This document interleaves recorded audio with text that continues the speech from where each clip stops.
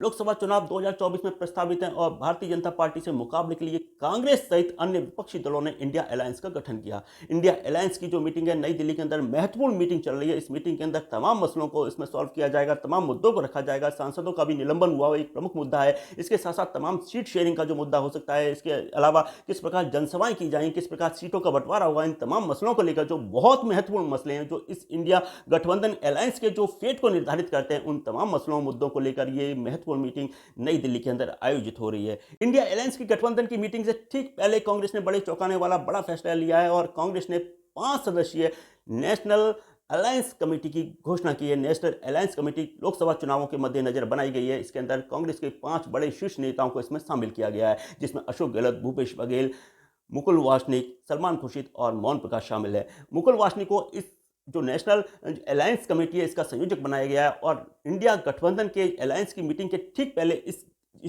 Alliance का जो कांग्रेस का जो भीतरी अलायंस है इसका गठबंधन या इस प्रकार की जो कमेटी की घोषणा करना एक बड़ा संकेत देता है कि कांग्रेस इन लोकसभा चुनावों को लेकर कुछ अलग तरीके से भी सोच रही है। इंडिया गठबंधन की मीटिंग तमाम बड़े परिप्रेक्ष्यों के मद्देनजर हो रही है। कांग्रेस की इन 3 राज्यों के अंदर चुनावी जो हार हुई है उसके बाद में इन 28 राज्यों में 12 राज्यों में भारतीय जनता पार्टी की फिलहाल सरकारें, 4 राज्यों में गठबंधन से सरकारें चला रही है, वहीं कांग्रेस के पास 3 राज्यों में सरकारें हैं। इस प्रकार जो इंडिया अलायंस की जो मीटिंग हो रही है वो तमाम सीट शेयरिंग से लेकर तमाम मुद्दों को लेकर वो इस मीटिंग के अंदर इन जो मसले हैं जो जो फिलहाल जो जहन के अंदर तैर रहे हैं, जो महत्वपूर्ण हो सकते हैं लोकसभा चुनावों के मद्देनजर, उन तमाम चीज़ों पर मंथन चल रहा है। उन पे एक प्रकार से एक कार्य समिति, एक प्रकार से कार्य योजना पर बनाने का काम चल रहा है। गौरतलब बात है कि इंडिया अलायंस की जो पहली मीटिंग हुई थी वो पटना के अंदर हुई थी और उसके बाद में इसकी जो दूसरी मीटिंग हुई थी वो बेंगलुरु में हुई। तीसरी मीटिंग इसकी लगभग 3 महीने पहले मुंबई में हुई और अब ये चौथी मीटिंग हो रही है, जब 3 राज्यों को, जो हिंदी पट्टी के जो 3 राज्य हैं जहां पर कांग्रेस का प्रदर्शन बहुत ज़्यादा